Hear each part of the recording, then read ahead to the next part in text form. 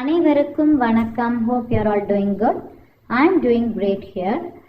For the past day 1 to day 5, we learned the basics of English. இன்னைக்கு you are going to learn English through a story. The title of the story is The Mirror Room. Okay. இன்னைக்கு நீங்க என் கூட என்ன பண்ண போறீங்கன்னா, இப்போ native speakers shadowing practice அப்படின்ட்டு ஒன்று செய்யறாங்க.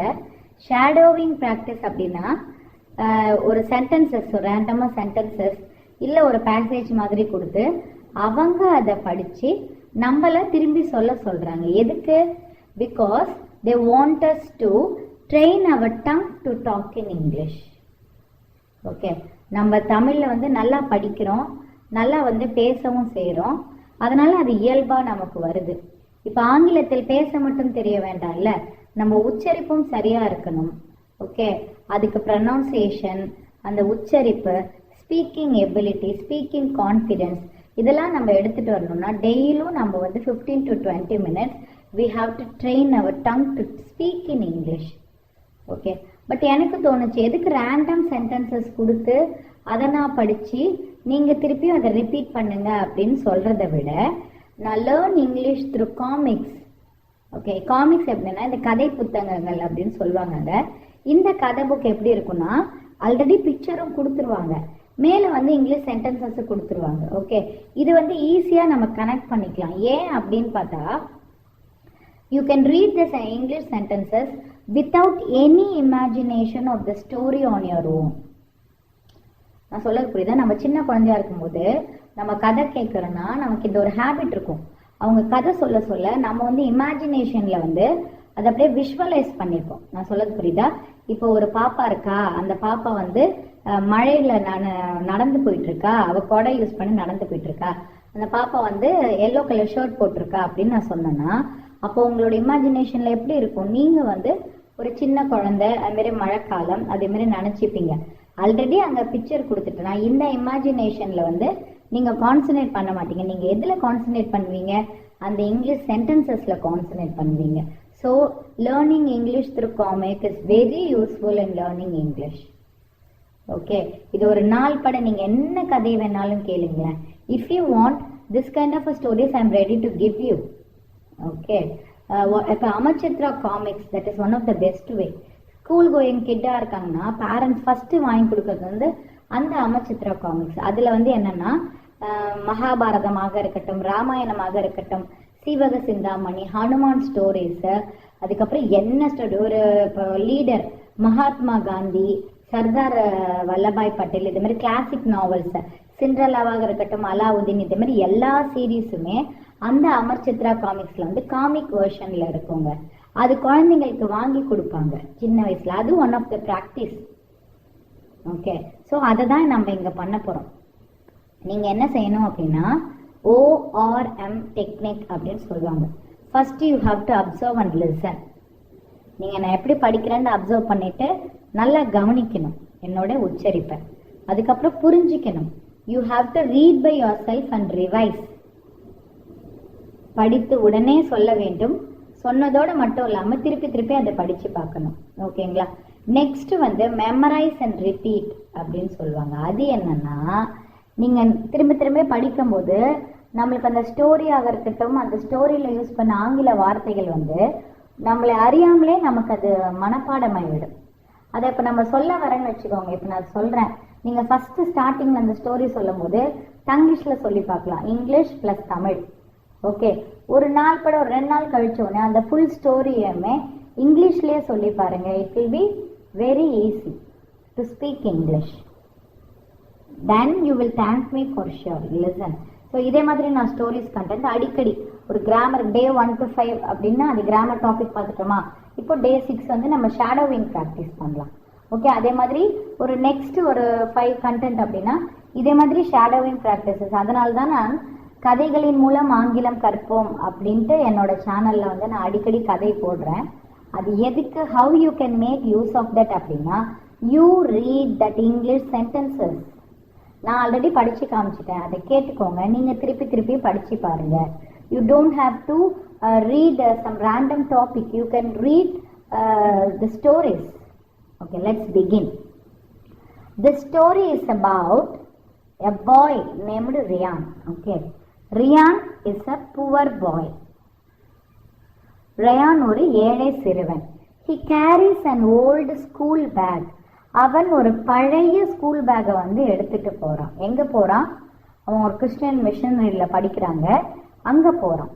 He walks to school with a smile. அவன் சிரிச்சுட்டே பள்ளிக்கு போறான். ஓ, இன்னைக்கு ஆசிரியர்கள் என்ன சொல்லி கொடுப்பாங்க, நம்மளுக்கு நல்லா புரியணும் அப்படின்ட்டு. His mother works as an aya. நான் மெய்டு சொல்லியிருக்கலாம், சர்வன்ட் சொல்லியிருக்கலாம், ஹெல்பர் அப்படின்னு சொல்லியிருக்கலாம். பட் நீங்க கதையோட ஈஸியா கனெக்ட் ஆகணும் அப்படிங்கறதுக்கோசரம் அவங்க அம்மா வந்து ஸ்கூலோட ஆயா வேலை செய்யறாங்க. Okay, she works very hard. அவங்க ரொம்ப கடினமா வேலை செய்யறாங்க. இருக்கிறதுலே கஷ்டமான வேலை வந்து அந்த கிளீனிங் வேலை தான். அது ரெசிடென்ட் ஸ்கூல். ஓகே, ஆல்ரெடி புரிஞ்சுக்கோங்க, அது ரெசிடென்ட் ஸ்கூலும். அப்போ அங்க குழந்தைங்க வந்து தங்குவாங்க, எல்லாமே அவங்க நீட் பண்ணணும். காரிடர்ல இருந்து ரெஸ்ட் ரூம்ல இருந்து she need to clean everywhere.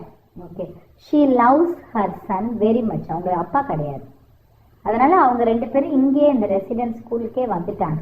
ஓகேங்களா, அவங்களுக்கு வந்து உலகமே என்னது, அவங்க பையன் மட்டும்தான்.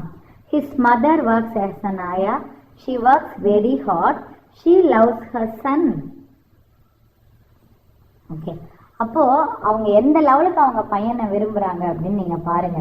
அவங்க பிரின்சிபல் கிட்ட போய் கேட்கறாங்க. She says, I do not want a salary. Please educate my son. அவங்க என்ன சொல்றாங்க, எனக்கு சம்பளம் அப்படின்ட்டு எதுவும் வேண்டாங்க, நான் உழைக்கிறேன், காலையில இருந்து நைட் வரைக்கும் வேலை எல்லாம் செய்யறேன், ஆனா எனக்கு சம்பளம் வேண்டாம். என் மகனுக்கு வந்து எங்க நல்ல கல்வி கொடுங்களும், இந்த ஸ்கூல்ல வந்து என் பையனை படிக்க வைங்க, எனக்கு சம்பளம் வேண்டாம் அப்படின்னு சொல்றாங்க. அந்த பிரின்சிபலும் ஒத்துக்கிறாங்க. Okay, Rian eats the school lunch. He thanks God. He never complains.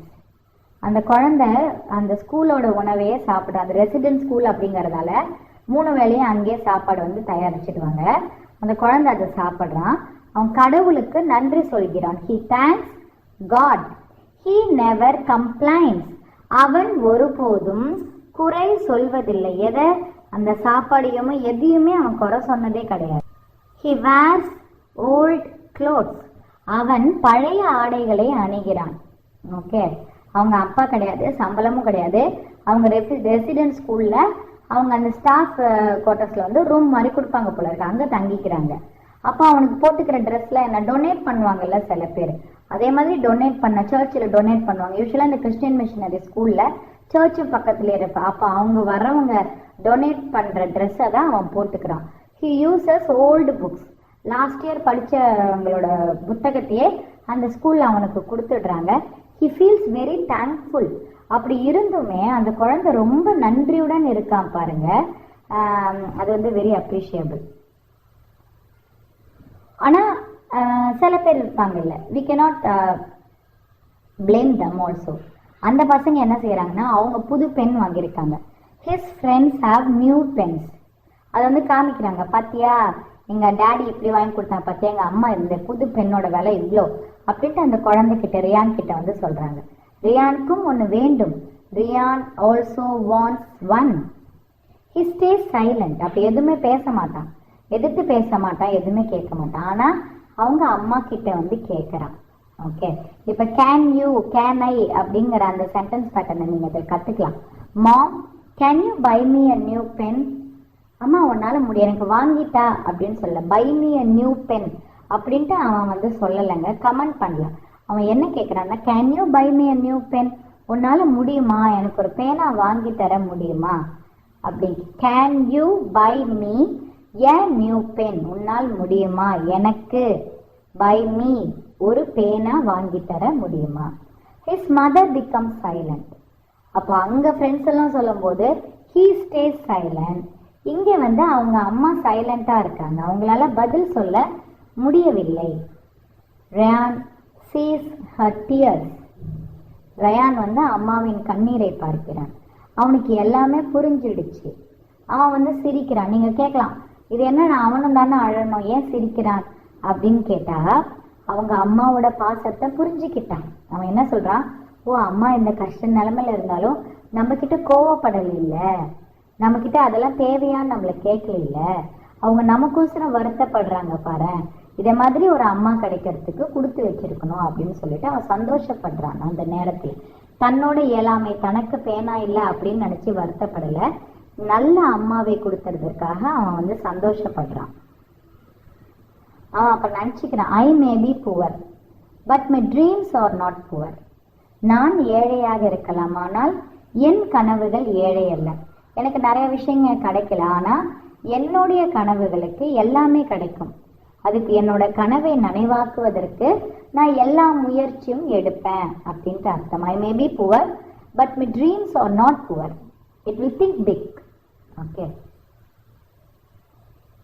அப்புறம் அவன் என்ன பண்றான்னா, ஒரு நாள் அவங்க ஸ்கூல் எல்லாரையும் ஒரு சயின்ஸ் மியூசியம் எக்ஸிபிஷனுக்கு கூட்டிட்டு போவாங்க, ஒரு விசிட்.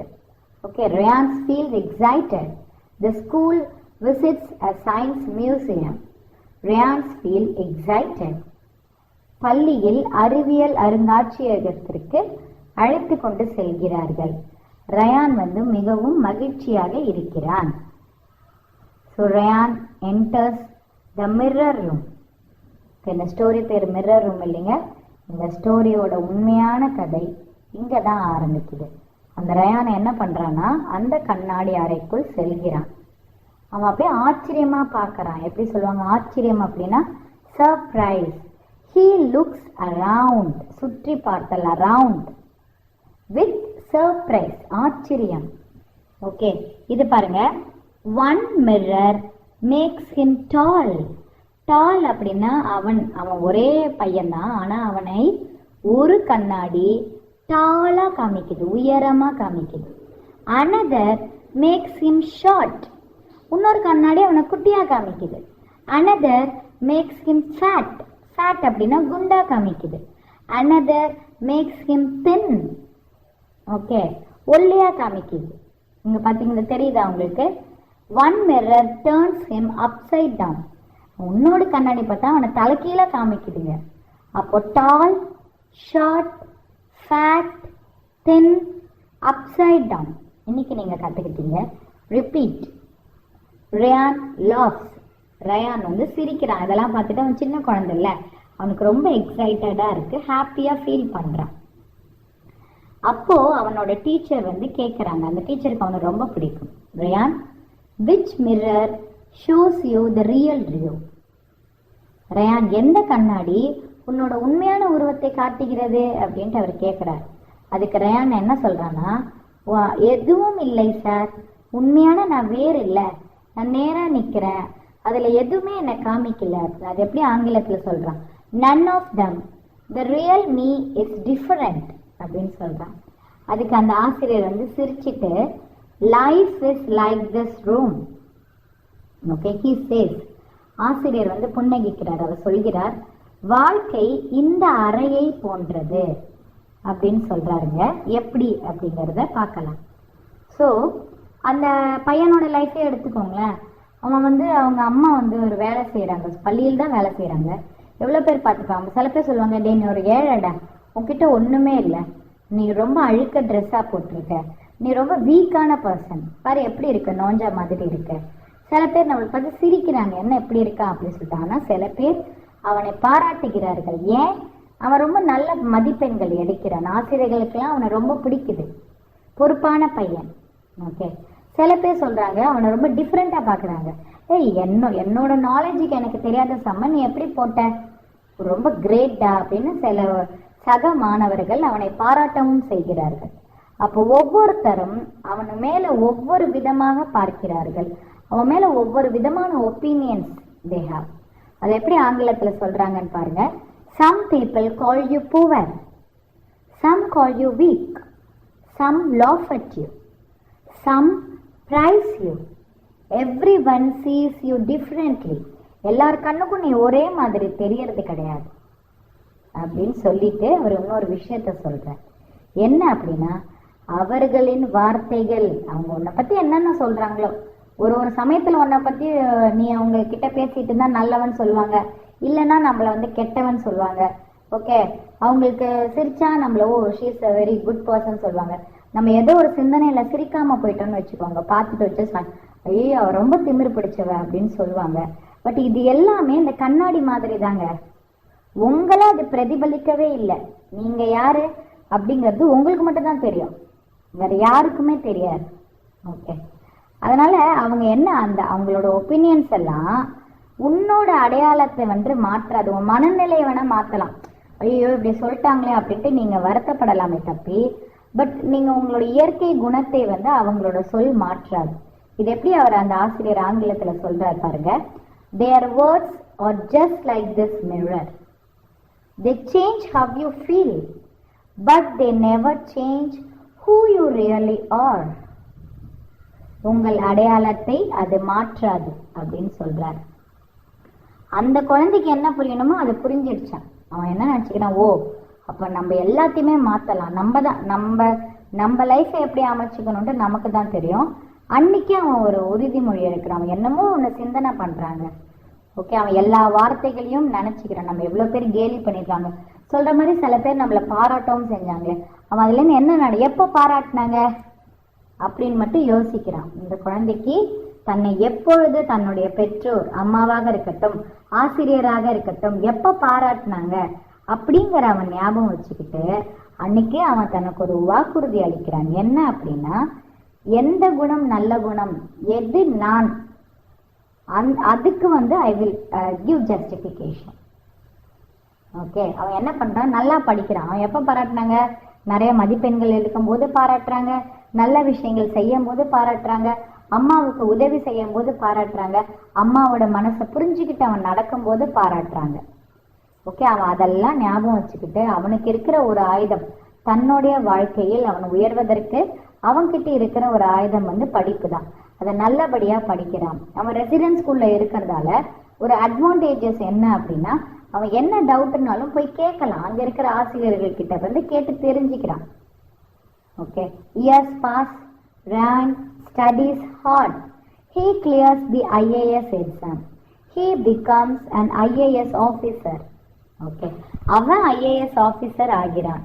பல ஆண்டுகள் கடந்து அவன் கடினமாக படித்து IAS எக்ஸாம் வந்து கிளியர் பண்றான். அப்ப எல்லாரும் கேட்கலாம், அப்ப எல்லாருமே IAS எக்ஸாம் கிளியர் பண்ணாதானா? அப்படி கிடையாது. அவங்கவுங்களுக்கு என்ன வாழ்க்கையில எப்படி சக்சஸ்ஃபுல் அப்படின்னு சொல்லுவாங்க தெரியுமா? அப்பா அம்மாக்கு பெருமைப்படுற மாதிரி நடந்துக்கணும். அவங்க இப்ப பிரைவேட் செக்டார்ல ஒரு நல்ல நிலைமைக்கு இருக்கும், இல்ல தன்னுடைய படிப்புக்கு ஏற்றவாறு அறிவுள்ள, இப்ப சின்ன குழந்தையே ஒரு இப்போ அப்பா அம்மா பேங்க்குக்கு போறாங்கன்னு வச்சுக்கலாம், அவங்களுக்கு அந்த ஃபார்ம் ஃபில்அப் பண்ண தெரியல, பட் நமக்கு தெரியுது, நம்ம அதை ஃபில் பண்ணி அவங்க கிட்ட கொடுத்துட்டா அப்பவே அவங்க வந்து பெருமை தான் படுவாங்க. தன்னால் இயன்றதை, தன்னுடைய கம்யூனிகேஷன் ஸ்கில், இல்லைன்னா தனக்கு எந்த இதுல வந்து தனக்கு துறையில வந்து ஆர்வம் ஜாஸ்தியோ அதில் தன்னுடைய திறமையை வளர்த்து கொண்டு அந்த துறையில நல்லபடியா சம்பாதிச்சு வாழ்ந்தாலே அப்பா அம்மாவுக்கு பெருமை தான். இங்க ரியான் வந்து IAS ஆபீசர் ஆயிட்டாங்க. அவன் என்ன பண்றான்னா, அந்த ஆசிரியர் கிட்ட போறான். ஒரு ஆசிரியர் சொன்னார்ல, உன்னால முடியும், மத்தவங்க பேச்சு வந்து அதெல்லாம் சும்மா, நீ தான் உனக்கு, நீ உன்னுடைய வாழ்க்கையை மாத்தணும்னா அது உன் கையில தான்ப்பா இருக்கு அப்படின்னு அவர் சொல்லிட்டாரு. சார் நீங்க என்ன நம்புனீங்க, என்னோட வெற்றிக்கு வந்து காரணம் நீங்க தான், நீங்க எனக்கு நிறைய உதவி பண்ணிருக்கீங்க அப்படின்னு சொல்லிட்டு he thanks his teacher. Sir, he says, you believed in me, my success is because of you. என்னுடைய வெற்றிக்கு காரணம் நீங்க தான். பட் இது எல்லாத்தையும் விட அவன் ஒரு விஷயம் செய்யறாங்க. அவன் மனசுல அந்த கண்ணாடி பிம்பங்கள் எல்லாம் பார்த்து ஒரு செயல் வந்து வேரூன்றி போச்சு அப்படின்னு சொன்னல, அது என்னன்னா அவங்க அம்மா. ஓகே, அவங்க அம்மாவை வந்து அவன் நல்லபடியா வச்சிருக்கணும் அப்படின்னு நினைச்சான். He takes care of his mother. He